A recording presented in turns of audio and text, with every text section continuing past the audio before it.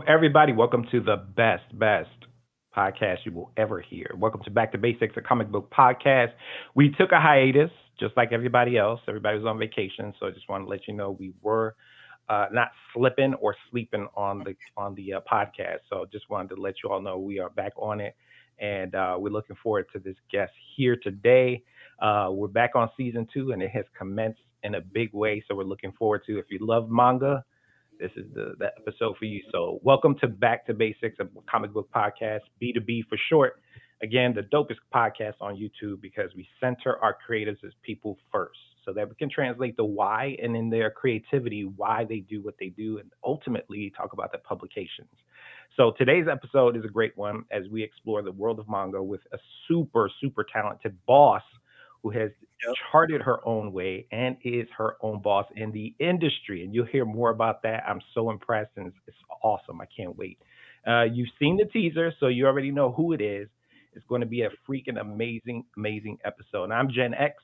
You all know me. I'm the Papi Chulo of comics. I'm Puerto Rock extraordinaire and proud to be one of your co hosts of Back to Basics. So, comics and overall pop medium provided me with a gateway to understand self and empowered me to be the best during the most formative years. So I'm hoping that you all can connect with me on that one and be nostalgic, and also fast forward to where we are now, which is we're looking to never stop this learning process, right? So we're more motivated more now than ever to make sure that we deep dive into this world that we love so much.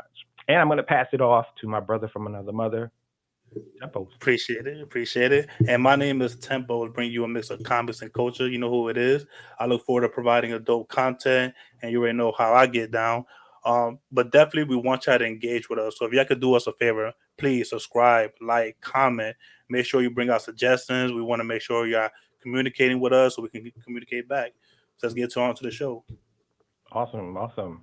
And remember, we can count on us. Make sure you follow us on our social media. Back to basics underscore comic podcast. I know it's a long one, but that was the last thing that we could actually hold on to that no one else had, which is interesting.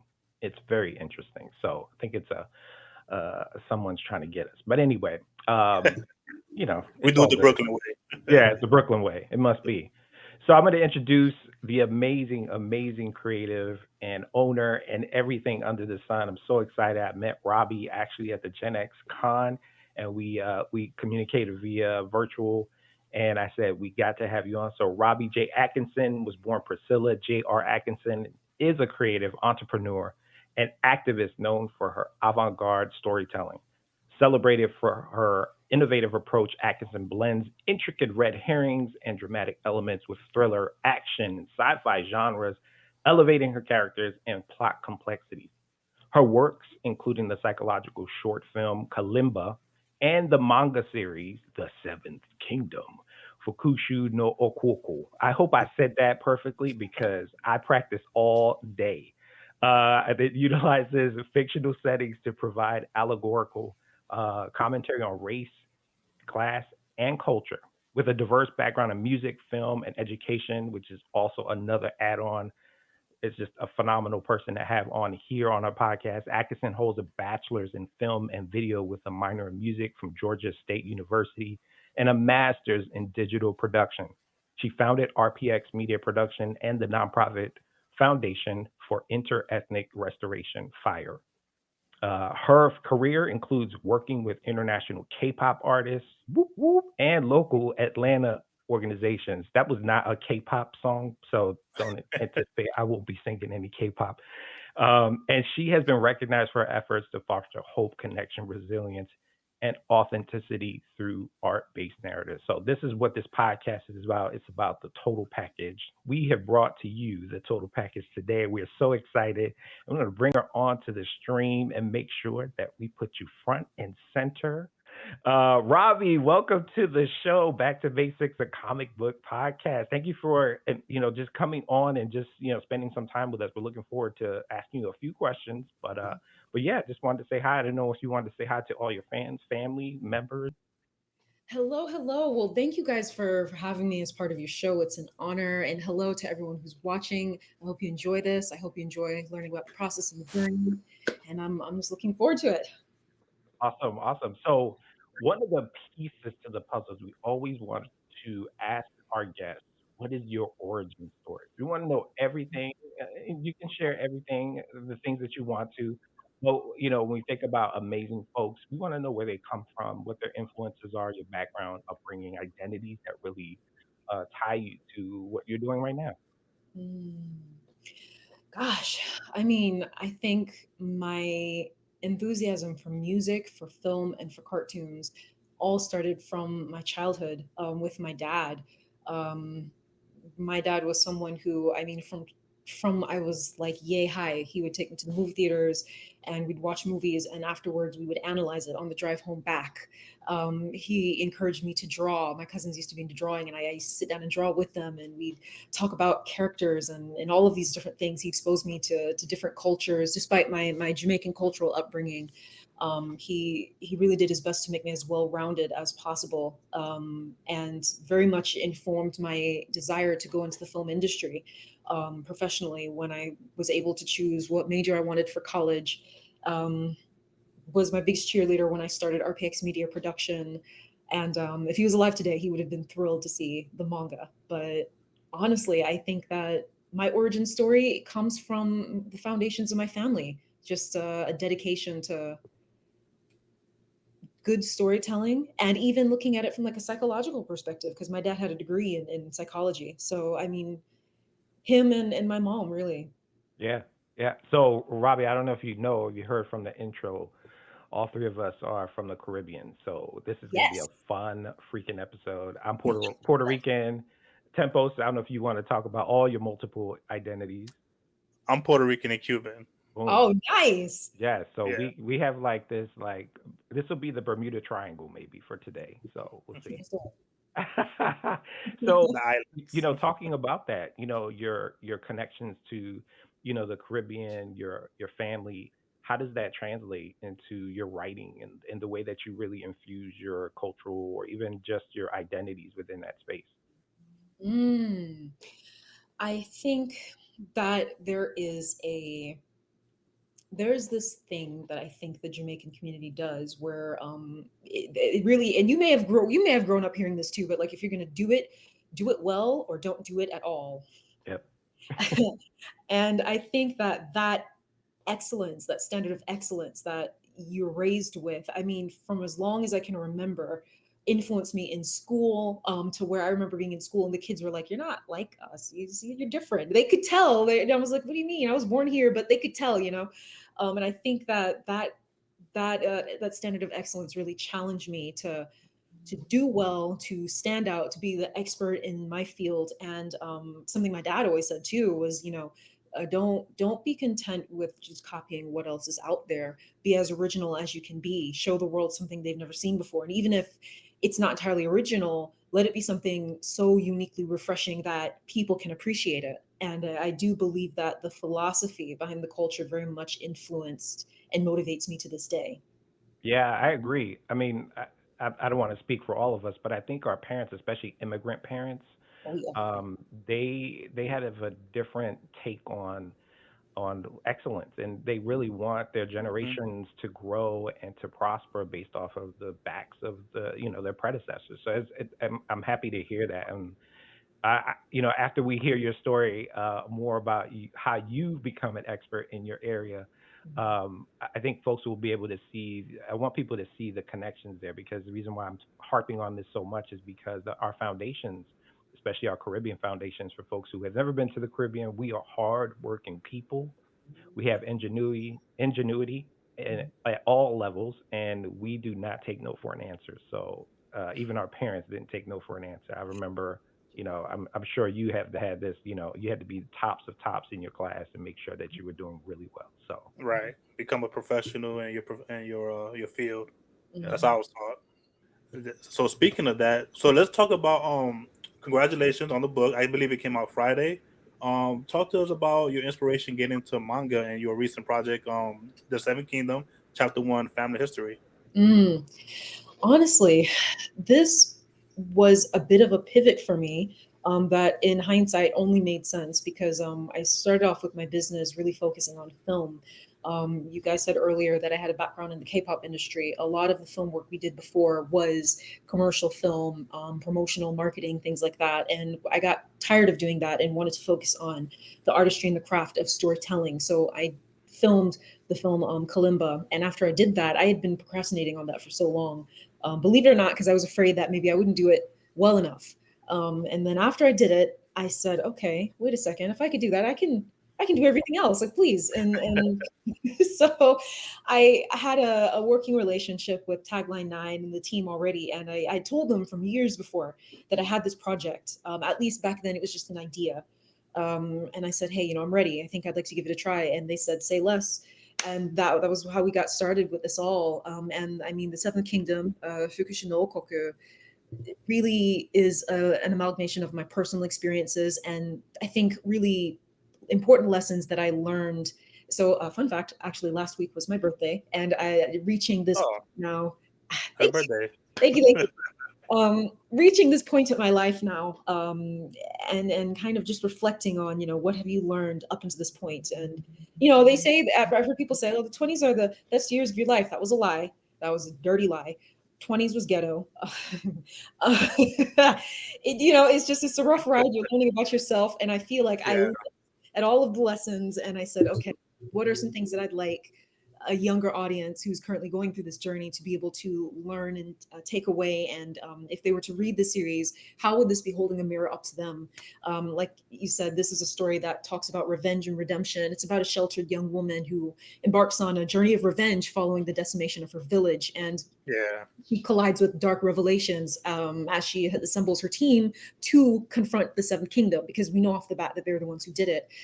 And really, what she learns shatters her world even more. And I wanted this to be a story of action, fun, adventure, but also with all of the fantasy and all the sci-fi aspects of it, it is still very much a coming of age story where people look at it and they're left thinking and reflecting, if that makes sense. It does. It does. I read it and I liked it. I'm an anime head. I love mangas. I'm into manga, K-pop, just like yourself. So I Mm. have a whole bunch of side questions, but I definitely want to stick with this. Like we talked about Claribel. What was the inspiration? Like you said, you had this way back in the day with Tagline, and then you contacted Tagline 9. Mhm. How did Claribel come up? Like, what was the inspiration for creating her and the planet Pretoria? Mm. So Claribel is really I feel that I went through a period of time where I just went into the world, and I think everyone has this, where you go into the world just very innocent, and then life teaches you lessons, yeah, right? Oh yeah. And Oh yeah. I think that that's really where the character Claribel was born from, in the sense of this is a character where, as the readers are learning about the world around her, she too is also learning, and so that's where she was inspired from. Yeah, they no lie, tagline 9, man, they did a great job with that drawing. The story, when I read the description, I'm like, man, this needs to be an anime. I need to read it. I need more chapters. I want to see this as an anime. I mean, Amazon need to pick this up. Somebody need to pick this up because it's a good story. It is a coming to age. Um it's a what is a journey to vengeance. Like Mhm. she wants her vengeance, but like you said, going through the vengeance and her revenge, she's going through her emotions. She's going through meeting new people. You know, the hero's journey. So I Mhm. really can't wait. It just came out Friday, if I'm not mistaken, right? Yes, so the pre-order windows have opened. They have Nice. opened. Mhm. Awesome. I cannot wait to dive into it. Congratulations again on that title. And the Thank first one was called Family History for you guys that are listening. you. Mhm. Okay. Yes, yes. And while I have this up, I wanted to at least go through some of the profiles, if we could, of the characters before we dive into everything else that is under your umbrella. As I go through, if you wouldn't mind, just talking a little about these character designs and why, elaborate a little bit more. Mm. Well, I mean, this is a world where I actually had a filmmaker friend of mine. When I was writing the series, I remember at some point I hit a bit of a rut, but really the first volume, and I was meeting with a friend, and they said to me, "Well, okay, you're trying to figure out how to finish or at least continue the rest of the story. What does the world look like? And this ties into the character design. And I kind of paused when they asked me that. They said, what kind of food do they eat? What are they influenced by? So on and so forth. And aside from actual manga series, which by the way, if you liked Cowboy Bebop, if you like Princess Mononoke or Akira, those three were very big inspirations, and Outlaw Star. But in terms of the character design here, Old school.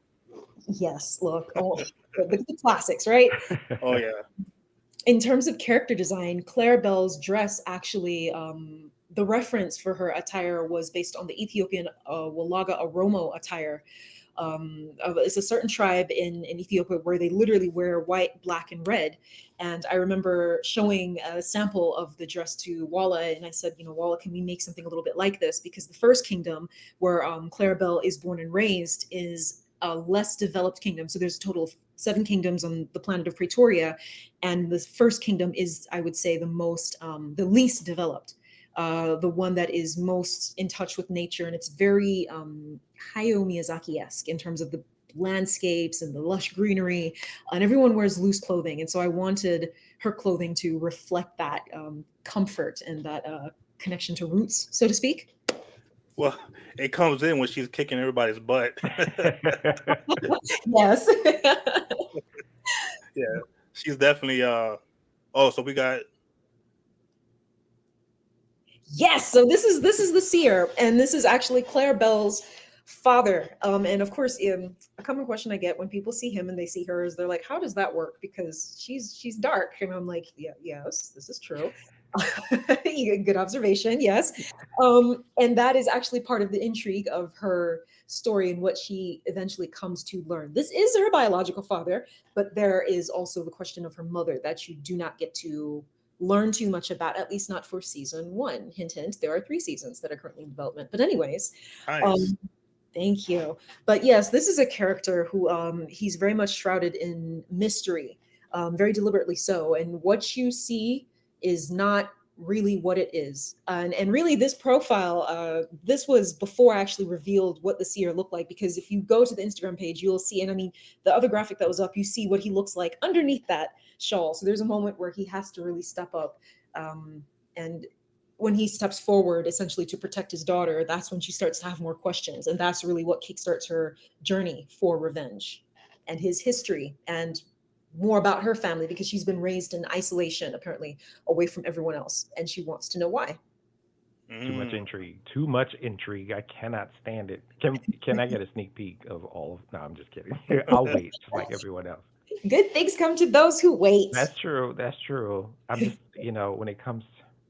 Anyway, this is about you. All right, let's keep it going with the Tea Master. The Tea Master.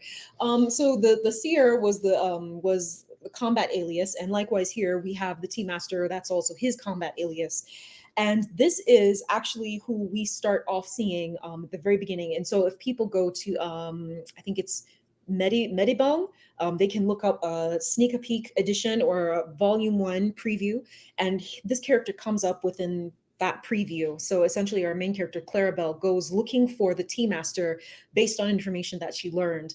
And when she finds him, she goes into the story of why she has come to him, what has happened, what she's learned, and essentially goes to him asking for his help as she embarks on this journey of revenge.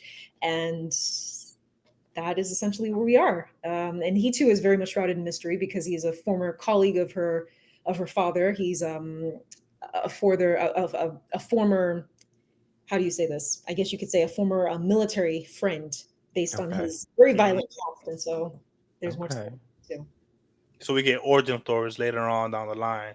Yes. I love that. You have to I love wait. that. We have to wait tempos. Oh my gosh. I know. I know. I'm trying to get sneak peeks, but I'll definitely wait. Definitely can't wait to read it. Speaking of that, like, so what was your first anime that you ever watched that even got you into, like, was it manga that got you into the whole genre, or was it anime in general? Anime first. Um, What what would that be? First anime. oh, that's a tough question because I have very vivid memories of like Toonami and Adult Swim. And I somehow remember watching like Inuyasha.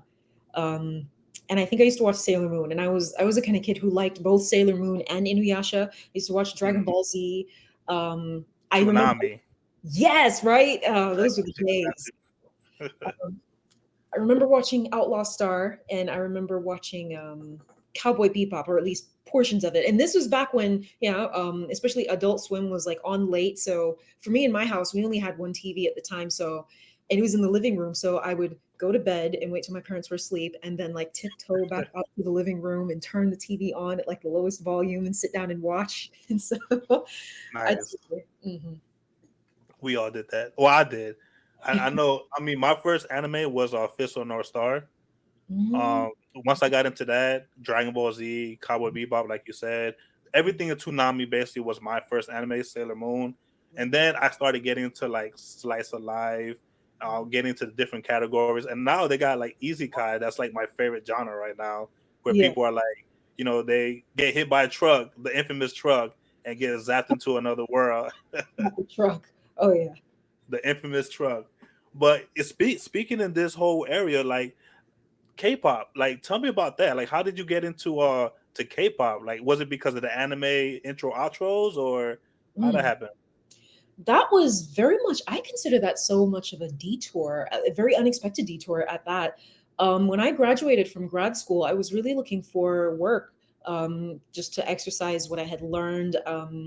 Fun fact, when I did my bachelor's, it was a lot of film theory. It was a lot of studying Korean cinema, American cinema, French New Wave, all of that. And then grad school was hands-on cinematography, videography, things like that. And with all of that, even graphic design and editing, and so with all of that, I wanted to put to use what I had learned. And so really when I graduated, I looked for a series of businesses, and I just went about sending out emails asking if they needed a videographer. I remember reaching out to clothing boutiques at the mall. I distinctly remember printing out business cards and handing them out to people. And somehow I happened across concert videography, and I saw this company named At Local Entertainment, and I saw that they were working with very decently big artists, but they didn't have any videography to really showcase it. So I messaged them and I said, hey, do you guys need a videographer? And they said, yes, we do. Show up on this day and film, and let's see what you do. And that was my first time working with them, and they really loved it, and they brought me on from there. They didn't know that I also spoke Korean, because I learned French and Spanish in high school, tested into it in college, but I tested too high, and they had a requirement that you had to start over with another language. So I ended up learning Korean as like a Oh dare. wow, And after I studied abroad, I was like, I want to hold on to that. So when I joined them, they gradually learned that I spoke Korean, because they'd have meetings and the manager would say something in Korean and I'd laugh and he'd be like, and so they realized like, oh, we need to hold on to her. So I ended up going on tour and filming and editing, and I mean it was a whole adventure. I worked with Doki, BY, Oh My Girl. Um, I went to Jay Park's concert. I mean, people I listened to in college, I actually got to meet them working in that do industry. do you hear a lot? Do you listen to a lot of K-pop, like BY? Like, Oh man, I used to. I think I've kind of fallen off a bit, honestly. I like some of the older generation, and by older I mean like Stray Kids, gosh, BTS back when they first started, especially. mm, And there's several other others, Wavy and NCT, but I don't listen to it as much. But I did like K-pop and K-rap, K-hip hop. So, gotcha. Yeah, I still listen to J-pop, K-pop. I uh-huh. know. BY, he just had his song "Holy Toast." When he said that bar with a holy toast to the Holy Ghost, I was like, "Oh man, this is my guy." BY was he was an interesting person to interview. He's actually a very like almost soft-spoken guy, and I find that a lot of creatives who have this very almost explosive presence when they perform are very quiet. But yeah, he was great. Yeah, he has a lot of great songs. I listen to AG, things like that. Mhm. From J-pop. I can't get enough of them. That group out there. But my bad, Janice, because I know I could keep talking about this kind of stuff. No, this is why I brought Robbie here. I think we wanted to have this type of conversation because, to be quite honest, Robbie, like we've done our homework and we've done everything. We know everything about you, but we also want everybody else to know everything about you. And Right. there's more on the horizon, which is also it's like gratifying. It's also the best timing, especially with the Seventh Kingdoms coming up. So I think this was just a great opportunity for us to really highlight one of the folks that we really, we've been studying and we've been talking about, actually Tempest and I've been talking about your book. We've been talking about the bossness of yourself and how you've got, a lot of different hats that you wear. So Yeah, this is about you. We actually talked about making sure that we highlighted you as the creative, and less of us talking, you really asking us questions, us asking you questions about everything right. that you are. You your Um, shine. Thank yeah, you. yeah, for Thank sure. It's pretty cool. thank you. I mean, just like we talked about, you have a lot going on. Let's definitely dive into you have a new short coming out. Let's talk about your upcoming short film Kalimba. And before we get into that, just a fun fact for everybody that's listening.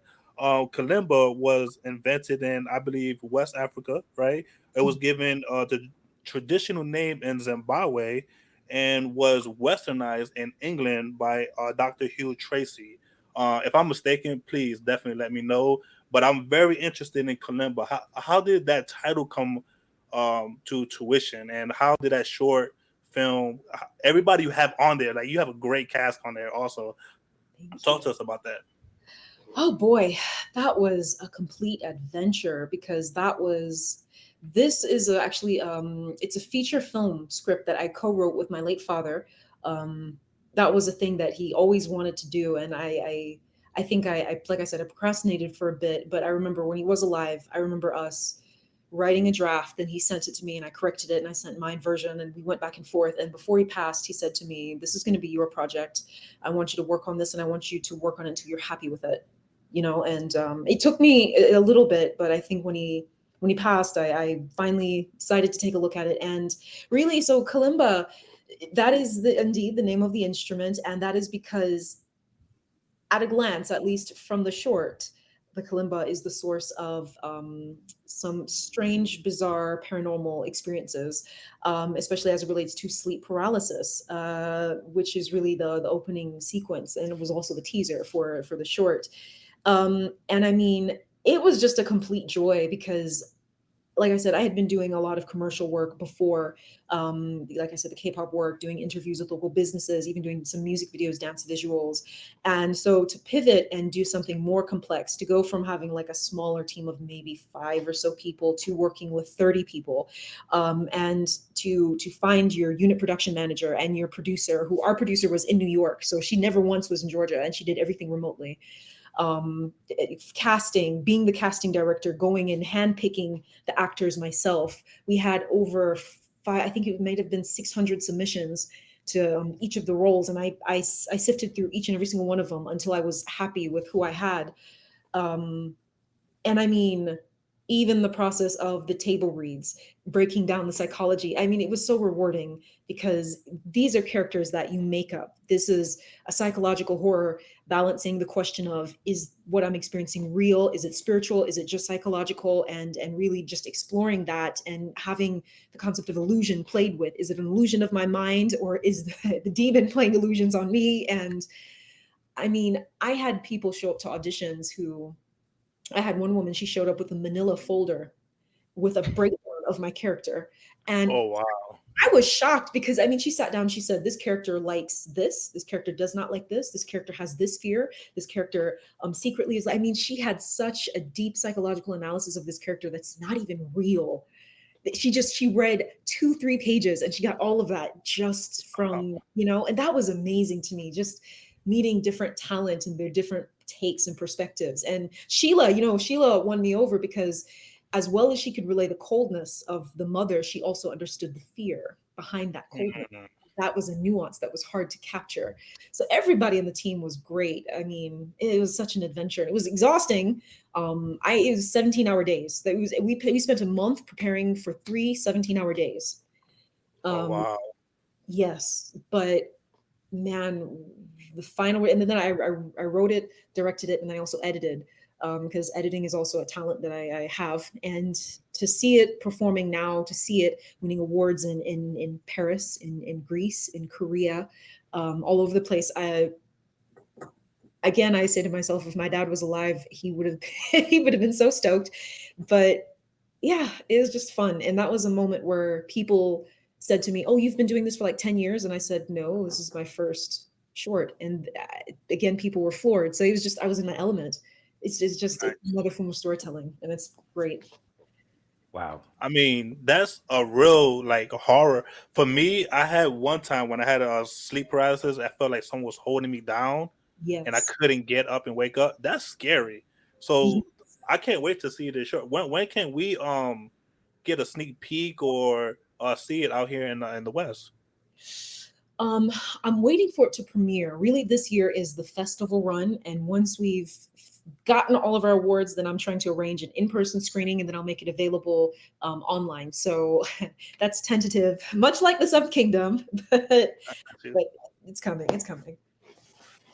And so basically, with Kalimba, are you thinking about making a part two? Anything that's going to be attached to it? Any kind of side stories, things like that for it? Yes, really, the goal was just to put out the proof of concept because originally I wanted to film the full feature.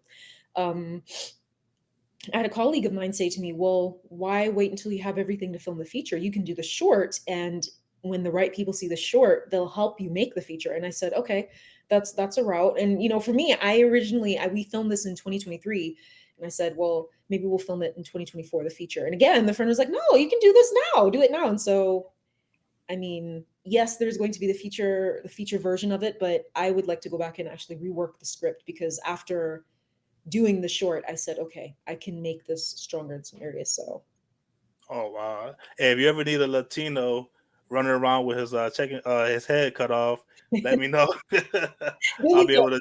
go. I would love to be on camera, be on a film. That's been always one of my dreams. Yeah. Um, but yeah, definitely can't wait for that. Janice, I know I've been talking a lot, man. If you want to take it away, man, because I'm gonna No, keep going listen. with her.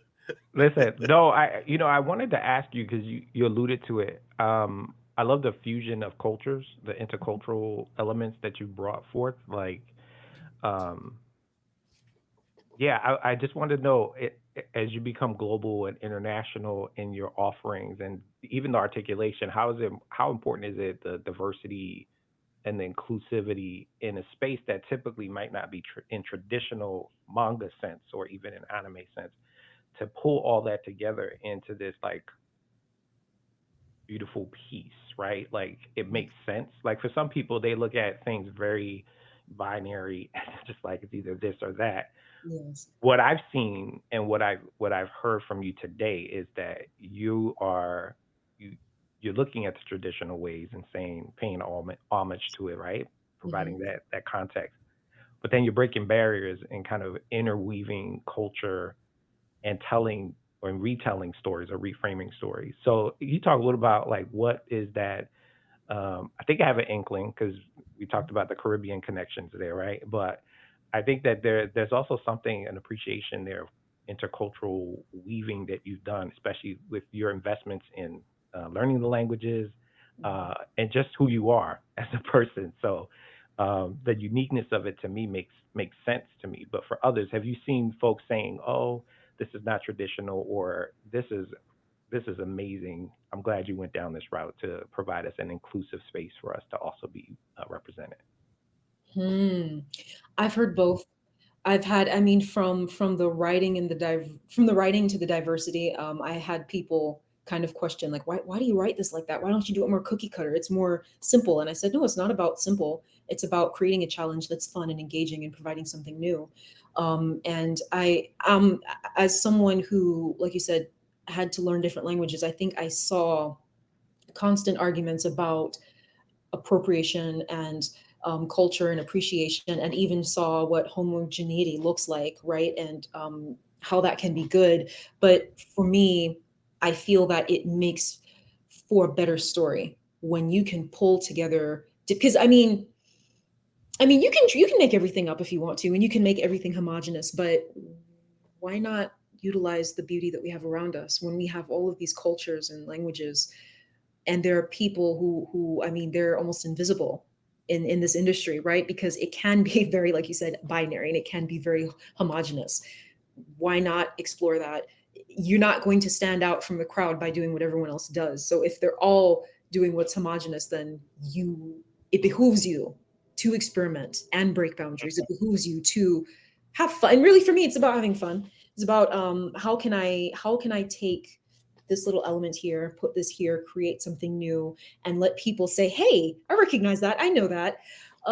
It's about visibility, and I know what it's like to be invisible. I've Mm, worked on film sets where I've worked on projects and film sets, different situations where I was the only Black female, and I know what it's like to be spoken over, and people try to silence you, and people try to say, oh, you don't know what you're talking about, or you're too young, or you don't know this, or you don't know that. And so I think because I know what it's like to be excluded, I see even more why it's important and how powerful it is when you give voice to and platform to those who are silenced. And I don't just throw race in there just to throw it in. And it's not always just about visibility. Like our main character, Claribel in the Seventh Kingdom, her family history and her background, it refers to a deeper allegory. How mm, much more deeply can we explore race? And that, I think maybe that's also my nonprofit and things we had to study coming through. Um, we've seen Hollywood throw a Black person in there just to throw them in, and of course they get killed first in the horror movies. We all know that. um, you've seen them throw in villains, and the villains are like people of color. We've seen those tropes. So yep. to me, it's important to show diversity in cast, diversity in the story, um, a fresh perspective in the world. And I mean, people appreciate it. Yep. Like I went to the mall yesterday, and we were talking to someone. She saw the box that I had, and she instantly saw the tea master. She said, oh, he's Chinese. Like immediately clocked it. And like the way people light up when they see that representation, I mean, to me, it's priceless. It's not even like a, oh, maybe. It's a given. So Yep. it's very important. I wanted the reason why I highlighted that is because I too, when I saw Clarabelle's like dress, Hmm. I've been to West Africa many a time, and so actually 10 times. But it to me culturally, I connected with that visually because I knew that that was a pattern, a specific area, and it was really interesting to see that, especially in the manga where you see other sets of clothing. It may be similar, but those kind of like small little nods to folks to say, "Hey, I see you and you're here." Right? Yeah. That's so cool to me. And so when you talked about her dress, even something as like specific as that, like you said, people notice when you don't think they do, and I think that's how you get people pulled into the genre and you get them excited about it, right? And to see themselves in there, it's why it's important. So that's really cool. Thank you. Before I geek out with you on D&I, because I do that for a living, if you can't tell. I work for a college university. So I'll be calling you and saying, hey, do you want to come in for a conversation on X, Y, and Z? And hopefully you'll take me up on it. Absolutely. But yeah, I wanted to talk to you about the business side because I know you wear a lot of hats. Mhm, mhm, And typically, when I speak to folks who are like doing it solo dolo or they have a team, they mhm. come with pros and cons with that. So I wanted to at least from your perspective and your experience, can you share with folks what were the ins and outs of the business that that were really positive ways in which you navigated the business, and also what were some challenges, and what advice would you give people who are trying to follow in your footsteps? Mm. I will start with the challenges. Business is a reflection of your internal state, and any insecurities, any fears that you struggle with, if you do not work on that, it will reflect in your business. It will reflect in your clientele. It will reflect in your finances. Off the bat, first lesson I learned. So when you work on, they say that entrepreneurship is not for the weak. And when they said that to me when I first started, I was like, that's mean. But now I'm like, oh, I get it. Um, so first things first, that I think another challenge, doing everything by yourself, learning who can be part of your team. Not everyone who wants to work with you should work with you.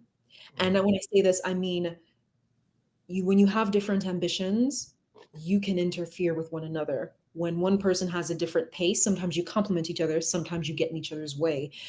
developing a rapport and feeling the pace of how you work, and then deciding, okay, based on what we have, where my strengths are, where my weaknesses are, this person would be good for me. You don't always want people who are exactly like you. Matter of fact, it's very unhealthy. You need people who are different, who are strong in places where you are weak. The power of delegation. If you do not delegate, you will burn yourself out. When you burn yourself out, your business does not move. And so you create an entity that does not move unless you are the work mule. And that is not a healthy practice at all. Relationship business is about building relationships. It's about knowing how to ask for help. It's about putting your pride aside, knowing when to ask for help, knowing when to negotiate, knowing when to advocate for yourself.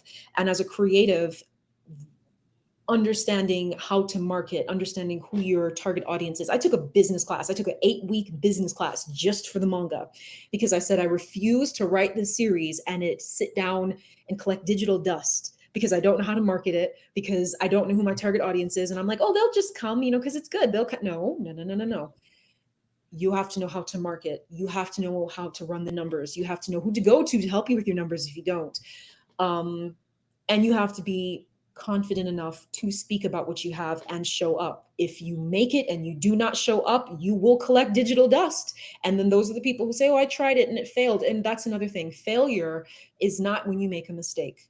Failure is when you give up. And you have to reframe your mind. Again, going back to working on yourself, you have to reframe your mindset about failure to be able to continue with entrepreneurship. I have failed many times.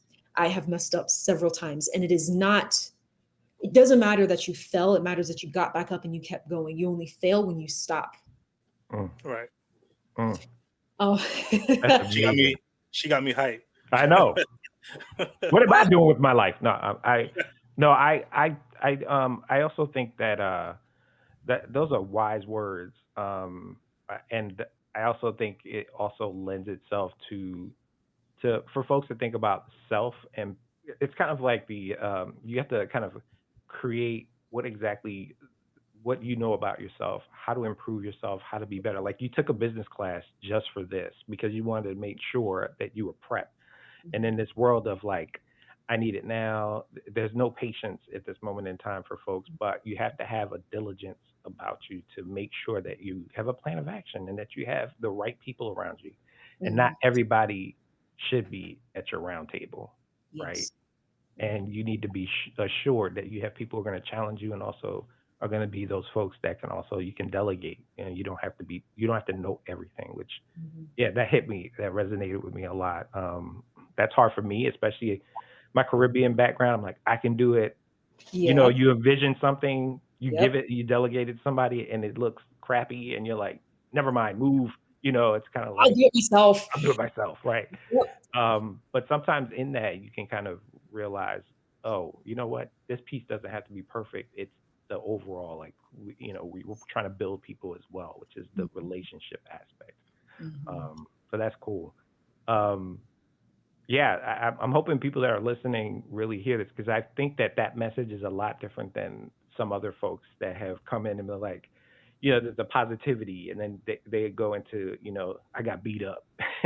But that failure, that definition you just gave is spot on. Like, I think that's a really cool way of looking at it rather than, pull up from your bootstraps and figure it out. You have to have, these failures have to add to something. They have to produce something. And if you just sit on it, then it's not going to be fruitful for you. Yes. Right. So to kind of not pivot, so to speak, we've seen a love affair with manga recently in publications, and it's become like the number one print form across the world. People are really starting to buy more manga than they are comic books or any other medium. Yep. What do you think why that is, and the success? Not that it's just started. I feel like it has been kind of milling around. I think we're just late. The western side of the hemisphere is just late Westerners. But Yes. what do you think that's about now with the advent of like folks really jumping into manga? Well, from a business perspective, because I think I saw that they're doing like a Star Wars version of like an anime version of Star Wars, and I'm just seeing this hopping on anime and manga in general. I think larger powers are seeing how popular it is, and so they're trying to jump on the bandwagon, like you said, late Westerners. Two, I think, and I was talking to someone yesterday while we were at dinner. The waiter actually asked me some questions because they saw the box again. I guess I'll have to show you guys this box because everywhere I go, people stop me and they're like, "What's that?" Anyways, I would say the person brought up an interesting point. They said that manga and the way storytelling is for anime, as with what tends to be with foreign cinema, the storytelling is different. There's a lot more sentimentality. There tends to be more profound themes, depending on what genre you're looking at. And I think that something about the realism mixed with the very very fantastical nature of manga is what really draws people in, and it's also a cultural experience as well, especially with the advent of the internet where people can have e-manga. They can have it right in their phone. I remember when I went to Tokyo, I was just telling a friend, when you got onto the train in Tokyo, if you were in a train, if you're in a car full of 20 people, I promise you at least 10 of them had manga. And that was 17 to 70 had manga literally physically there or on their phone, and they were scrolling and reading. And I think that at the end of the day, people love good storytelling. And it is a cultural phenomenon that allows people to peek into, it allows Americans to peek into another culture, because a lot of people have like this aspiration to go to Japan now after reading manga, after watching anime. Oh Um, yeah. and likewise, I think that the storytelling is kind of cathartic. I mean, for me, I think back to like when my dad passed, I would want to dive into a good story sometimes to just distance myself from like the grief, right? And I think that that is the power of storytelling, as is with film, but that's the power of storytelling. And with manga, you get a bit more of a tactile experience where your imagination runs a little bit more wild. You have the images, but you add in the sound effects and all of that, and it allows that inner child in you to come out. So I think that's what the appeal is. That's cool. I agree. I mean, I relate to a lot of animes. I'm a foster child, so when I got into Naruto and the Mhm. way they used to mess with him and uh, bully him and pick on him, I used to like relate to that because I used to get picked on being a foster child, not growing up with my family, my real family, things like that. So for me, I believe like anime is kind of life. Like you could watch anybody could watch an anime and could relate to it in a certain way. It has its own hero journey. There's no agenda. It's just a good story, and because of that, you're able to read it and drop a tear down or laugh at reading. A lot of people don't even do that no more, where they read and can laugh hysterically because of what they just read, Right. right? Yeah. So like that's why like manga needs to stay around, needs to be pushed more. But Mhm. I personally don't want it to be in the hands of certain Hmm. corporations because they're just gonna do agendas and push certain narratives. It just needs to stay the way it is. Give it a hero's journey, give it a good story, and give us a volume 2 and 3. Yes, I think that part of me feels a little bit assured in the sense that like no matter how some American companies try to touch manga, they can't compete. There's something about the way storytelling tends to be done, especially from bigger companies, because they're run by people who are used to doing something a certain way. So they try to take the image and retell with their Hmm. format, and it's not the same. Hmm. It just doesn't work. And so part of me is kind of like, when I see it, it's like, okay, well, good for them. Let them try their thing. Meanwhile, I'm just going to go back to Shonen Jump over here. you know, so Exactly. Like look at the new show that just came out, Rick and Morty. They just did an anime and it failed completely. Like they try to put this whole anime genre onto it and it's not good. It's in Mhm. my opinion, of course, just my opinion. Yeah. But I don't know. Like I'm surprised they did a great job with One Piece on Netflix. That was a great show because they had some of the artists and production behind that one also. But when Mhm. you give it to them and you let them run wild with it, then it fails. I mean, Airbender. I have too many trust issues to watch live action versions after what they did with Dragon Ball Z. Oh, Oh man, yeah. It's in my psyche. I can't get it out. It's not. I'm sure that some of the live actions are good. I watched the Rurouni Kenshin because Rurouni Kenshin is another one I really did love. I liked the live action for that, but that's the only one I've watched, and I don't want to move any further. I mean, but when it's done out from in Japan, Yeah. it's good because Yeah. it's the same. Ronnie Kenshin, I seen that. That was the straight story. Like Yeah. no Death Note. When it was done in Japan, Mhm. it was a 3-part movie. It was Death Note 1 and 2, and then Story of L. Those Mhm. great movies. But when Netflix got a hold of it, I mean, come on, you had an agenda, you had this whole back thing that you were trying to do, and it failed completely. Like, Mm. stay in your lane. Yeah. Cough, cough. That was Yeah. that was actually my next question, or a question. Then but I think you're right. I think that there's also this exceptionalism piece that comes into play too, right? Like I can do it better. I think about like even though they brought in folks, I was thinking about Animatrix when that came out. I was like, whoa, this is really cool, and it was Animation basically was good. I give you that. Matrix. And then they Yeah. did that with Batman, and I was like, okay, this is a little weird. Mhm. It's a little different, but it's not anywhere what I've seen. I fell in love. Actually, my first anime was Akira, Mm. and Ah, that yes. was that was like eye opening because you could put that animation up to anything, even current, and be like, whoa, this is still top notch. Yes, yes. Ninja Scroll was another one that I was just like floored. And I had the VHS tape, so that's how old I am. But I used to play that. I think I broke the actual VHS watching it so many times.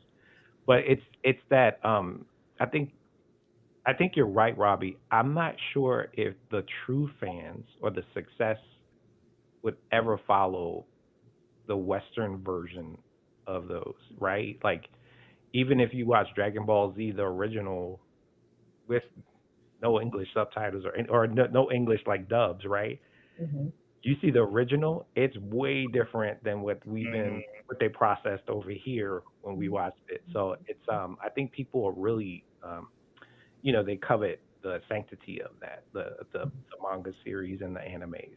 So that I think that's another reason why, folks are saying, okay, well, let's give a try on this. But I think where they make a mistake is when they try to own it instead of just letting the people that have been successful just do what they do, right? Yes, yes. So I agree. I agree. I wanted to ask you a couple more questions. One real easy one, but do you have any words of wisdom that you'd like to, you know, uh, give people? Any catchphrases that you live by? You Mhm. given us a lot of gems today, Facts. so that's true. And so, what would that be for folks if you wanted to inspire them to get off their butts, off the couch, to get that digital dust out of their minds? What is something that you would like to leave them with? Throw away all notions of safety. And I say this, not all notions, but what I mean is you may think that you are safer by procrastinating on your creative project, but understand that if you fast forward 20 to 30 years down the line, the things you do not do, you will regret and you'll be angry about that. And you'll be wondering, what if you had tried? If there's anything in life in general that you've been wanting to try, do it. The worst that can happen is it doesn't end the way you expected it to. The worst that can happen is you fall back and then maybe you can bounce back up if you want to. It's very much your decision whether or not you move forward, but do not let your sense of, oh, it's safer to just wait a year or 2 years, because I did that. I waited a year or two on the film. I waited, and then my dad died because I remember telling myself, when dad comes back home and he gets better, then I'll do this. Then he died, and I was like, oh, so what's holding me back now? What's my excuse now? There is no excuse. So do not let yourself sit with regrets. If you can do it, try. But you will be happier if you try and you fail than if you don't try at all. So, if people need and want, and I'm putting this out there, they really do need to go get this book.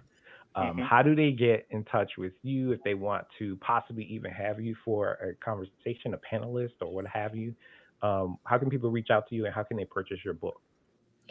So when people go to our Instagram account, which is the underscore seventh, that's the number seven th underscore kingdom, and they click on the hop link in our bio, that will take them to a page where they can click on the envelope to email us to reach out. They can also see all of our social media accounts that they can go and follow. That also leads them to a page where they can read the preview, the sneak a peek edition. And that also has the pre-order window tab. It also has our official website for them to further peruse and learn more about the series, look into the merch and whatnot. The pre-order window is something that I do in increments. So the 23rd, August 23rd was the first window. October 25th will be the second one, and around December will be the third one, and the last one for this year. So the windows to pre-order the series open in increments. So you have 72 hours to go and get it. When you order from the pre-order window, you can get it with stickers, poster prints, limited edition t-shirts, so on and so forth. And you'll get the manga shipped to you with custom packaging. So that's everything I have. And Nice. that, my friend, is a hustler's way to make sure it's successful. That is freaking amazing. That package sounds amazing. Wow, Thank that's really you. cool. Tempos, I know I can already tell Tempos has a whole bunch of, he's got like five more questions, but we also want to be mindful. We want to just thank you, like seriously. Tempos, you want to say something? Go ahead. I did have one quick question. Do you miss being a music teacher? Oh man, it's life is so weird. And I say this because, like, yes, but here's the thing. Even when I left the classroom, I still find myself teaching people. So, fun fact, my dad was a pastor, and I remember my dad sometimes saying to me, people may not always remember the sermon they learned, the sermon they hear, but they'll remember the lesson in the movie they watched, or they'll remember the lesson in the book that they read. And so, in a way, I find myself through my work kind of still teaching people, whether it's teaching people on my team, teaching people in different capacities. I will say I did enjoy the creative process of working with young kids and teaching them to have fun with their craft. I was very strict and I had very high standards, but the kids could always say that when they were in line, we always had fun. I turned everything into a game because you learn through fun. We understand this inherently as children. We forget that when we get older, we have to get back to that. Um, we learn through fun, and that's what I missed about that environment, was being able to have fun with the kids and get them to explore their craft and learn to enjoy it in every way. Nice. Just want to get that last question out there because, like we talked about, you have a lot of hats, and I definitely want to make sure everybody knows that you were a teacher at one point, and like we just heard, you still teaching people to this day. So I appreciate that. We just learned a lot today, also. Janice, if you want to take it away though, Yeah, definitely appreciate you being on here, man. For real, this was fun. yeah, this This was was fun. a lot of fun. Definitely met our expectations and beyond. Thank you so much for having us and to really give us a full perspective of what it means to not only own a company but be passionate about it, to follow through and also tap into your roots and who you are and not to be ashamed of it. I think we learned all those lessons. And make sure that you are supporting Robbie because Robbie is putting some kick ass stuff. I was even intrigued, and we never got into this, is how to read a manga, which is also something that's culturally for folks who've never read one, is Yeah. also interesting, where it goes from right to left, and you just read, and so it's really interesting. So, everybody, get on the manga tip. We want to thank you on behalf of the Back to Basics Comic Book Podcast. We hope to have you again once you reveal some more stuff. I'm sure there's more things coming down the pike, and we're looking forward to that option, the Seven Kingdoms option, where it is alive and you get to direct it, produce it, and everything else under it. Because I think we got to speak stuff into existence. So, um, Indeed. yes. So thank you so much. I'm gonna give you a round of applause, everybody. Give Robbie a round of applause. Thank you so much, Robbie. This is Robbie Atkinson, y'all. Follow her on Instagram. Make sure that you support. This is an important part of why we do what we do. So, everybody, have a great one, and you will find us on YouTube. So, this will be up and running. Make sure you tell your friends, family, everybody who needs to know about Robbie Atkinson.